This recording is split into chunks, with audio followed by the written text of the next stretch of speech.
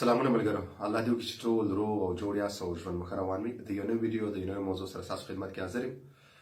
ملګرو، نن چې کوم ما سوال راخیستی په هغې زه تاسو سره خبرې کول غواړم. کومه موضوع ما انتخاب کړې ده هغه ډېره ضروري موضوع ده او اکثرا دا پوښتنه مانه ډېره زیاته کېږي. هغه دا ده چې زه فرانسوي څنګه زده کولی شم. دا یو ډېر جالب سوال دی او ډېر ضروري سوال هم دی. اکثره ملګري مانه دا پوښتنه کوي. ګورې ملګرو، هر کله چې تاسو یو ژبه زده کوئ د هغې ژبې څه ناڅه هغه د جملې جوړولو هغه بنیادي ساخت زده کول ډېره ضروري خبره ده. زما مطلب ګرامر دی چې تاسو د جملې هغه بنیادي ساخت زده کوئ، تاسو هغه بنیادي ګرامر زده کوئ، نو تاسو خپله بیا پرمختګ کولی شئ. کله چې ما دغه ویډیوګانې شروع کړې د فرانسوي ژبې زده کړې په اړه باندې، نو اکثره ملګرو به دا سوالونه دا کمنټونه ما ته ډېر زیات کول چې ته په جملو باندې جملې جوړې کړه، په هغو ویډیوګانې جوړه کړه. ګورې ملګرو، د دې لپاره ما یو ویډیو جوړه کړه. دا نه 1000 جملې دي، نه 2000 دي، نه 3000 دي، نه لکه دي، نه 2 لکه دي، نه 3 لکه. زه به څومره جملې تاسو ته جوړې کړم، څومره جملې به تاسو په یاد او د قاریانو په شانتې زده کړئ. دا طریقه کار د فرانسوي ژبې یا د هرې ژبې زده کړې دا نه دی.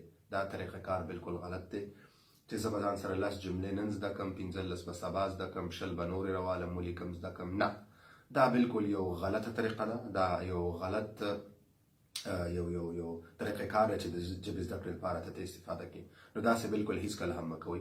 ګورې ملګرو، تاسو اول هغه بنیادي ګرامر، هغه بنیادي د جملې جوړولو ساخت هغه زده کوئ او هغه ډېر اسانه دی. لکه تاسو که زما دغه فرانسوي زده کړې ویډیوګانې وګورئ، نو ما په دغه بنیاد دغه سیستم باندې دا ویډیوګانې جوړې کړې او دغه سیستم باندې زه مخکې تلم. نو هغه کوم سیستم باندې چې موږ تاسو ژبه زده کولی شو، کوم یو سیستم چې ورته جوړ شوی دلته فرانسوي ژبې زده کړې دپاره یا نورو ژبو دپاره، موږ تاسو اکثرا افغانان چې کوم دي په انګلیسي پوهېږي او موږ تاسو انګلیش څنګه زده کړی. که موږ تاسو وطن کې وګورو ته د انګلیش کورسونه او انټرکام کتابونه و، موږ تاسو به ګرامر اول زده کاوه. هغه ګرامر به چې زده کوو، ګرامر به هغې نه بعد موږ تاسو د جملې جوړولو هغه طریقه کار زده کوو، بیا هم خبرې کولې. نو هیڅکله هم دا یو طریقه نه ده چې ته جملې ځان سره ولیکه او جملې یادې کړه. څومره جملې به ته ولیکي، څومره به ته زده کړي، څومره به ته نورو خلکو نه پوښتنه کړي او ځان سره به لیکي او د قاریانو په شانتې به یادې به استفاده کړي. نه، دا غلط طریقه کار دی.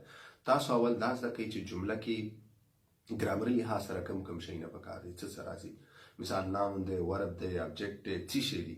اول تاسو دغه بنیادي یو څو شیونه زده کوئ. بیا هم چې زده کړه د دې استعمال زده کوئ. ګورئ، تاسو کم سے کم که دغه 3 زمانې هم زده کوئ، تاسو خپله یو ژبه مطلب زده کولی شئ، مخکې وړلی شئ. لکه فرانسوي کې که تاسو موجوده زمانه زده کوئ، تېره شوې زمانه زده کوئ، آینده هره ژبه کې، حتی په انګلیسي کې هم، نو تاسو پرې خبرې کولی شئ. نو دا دومره وخت نه غواړي. اکثرا زموږ افغانان ته که ته دا ووایي چې ګرامر زده کړه، ګرامر باندې خبرې ورته وکړي، نو هغه ډېر زیات ویرېږي. وایي چې ګرامر والا ګرامر به څوک زده کوي او دا سخت دی او داسې د ګرامر نوم چې دوی واوري نو دوی په زړه کې یو ویره راشي، دوی دا ذهن کې دا فکر راولي چې دا ډېر سخت دی. نه، هغومره ګرامر زه نه وایم چې تاسو ډېر زیات ګرامر زده کوئ. اوس په انګلیسي موږ تاسو ټول ویلی شو، خو د هېچا هم دومره ګرامر نه زده. هغه بنیادي ګرامر زموږ ستاسو چې دومره وایي تېره شوې زمانه کې څه باندې پوهېږو، راتلونکې زمانه باندې، موجوده زمانه باندې، خلاص. نور یو نوی لغت زده کوه، هغه په جمله کې ته استفاده کوه. ته جمله کې دغه یو څو شیونه زده کړې، اسم زده کړې، اسم ضمیر زده کړې، اسم صفت زده کړې، دغه نور یو څو مهم چې کوم فعل زده کړې. فعل ټول ضروري فعل دی. نور ته بیا نوي لغات زده کوه او هغه جمله کې ته استفاده کوه.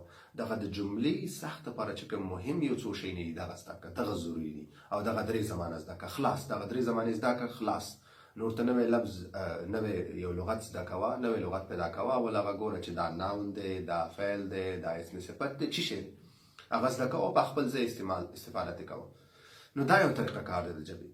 نو اکثره ملګري ما نه پوښتنه کوي چې زه څنګه فرانسوي زده کولی شم. بله ټوله مهمه خبره دا ده چې تا کله دغه بنیادي ګرامر زده کړو، خبرې کول. ګورئ، موږ تاسو کې یو غټ کار چې موږ تاسو کې یو غټه غلطي دغه دا ده چې موږ تاسو شرمېږو فرانسوي ژبه نه وایي. هره ژبه چې تاسو زده کوئ، تر څو ته خبرې ونه کړي، تر څو ته پرې خپله خبرې ونه کړي د بل چا سره، نو تر هغې ته نشئ زده کولی. اوس طبیعي خبره ده، دا زموږ ستاسو ژبه نه ده. موږ تاسو به غلطیانې هم کوو، غلط تلفظ به کوو، غلطه مطلب ګرامر به هم غلطي، جملې به هم غلطي، سپیلنګونه به هم غلطي. دا زموږ ستاسو ژبه نه ده. موږ تاسو ته نوي راغلي، نوي دا ژبه زده کوو، مکمل مختلفه ژبه ده. انګلیسي خو بیا موږ تاسو ورته که په کورس کې هم نه ویلي، په مکتب کې هم څه ناڅه ویلې ده، یا څه ناڅه په کتابونو هم لیدلي هلته، یا ملګرو نه هم اورېدلې ده، یا هلته انګلیسي وطن کې ډېره زیاته او فرانسوي مکمل یو نوې ژبه ده. هلته په وطن کې څوک نه وایي، نه تاسو اورېدلی، نه کوم حتی نه فلم کتلی، نه څه شي لیدلي، نه دغه تلفظ مخکې اورېدلی دی. نو دا اول ځل چې موږ تاسو دغه ټولنې ته راغلو، دغه ژبې سره موږ تاسو بلدېږو. نو دا بالکل دا به وي غلطي به موږ تاسو کوو، غلط تلفظ به کوو، ګرامر کې به غلطي کوو. دا د دې معنا نه چې موږ یو بل پرې وخاندو، ریشخندې کړو چې پلانکي والا داسې تلفظ وکړو، پلانکي دا وولي. دا ټولې غلطې خبرې. باید موږ تاسو یو بل تشویق کړو. صحیح دی؟ تاسو ته ګورئ فرانسویان دي که تاسو څومره غلطه فرانسوي هغو سره وایي، تاسو ډېر زیات تشویقوي. تا ته وایي ستا خو ډېره ښه فرانسوي زده، ته خو ډېره ښه فرانسوي وایې. هېڅکله هم تاله دا نه وایي. اصلا به موږ تاسو ټوله غلطه فرانسوي وایو. هغه به تا دومره تشویق کړي چې ستا به ځان له امید پیدا شي. ته به وایې چې والله زما خو ژبه زده. نو دغسې باید موږ تاسو یو بل سپورټ کړو، یو بل تشویق کړو. نو شرمېږئ مه. څومره چې تاسو کولی شئ خبرې پرې وکړئ. خبرې ډېرې ضروري دي. صحیح دی؟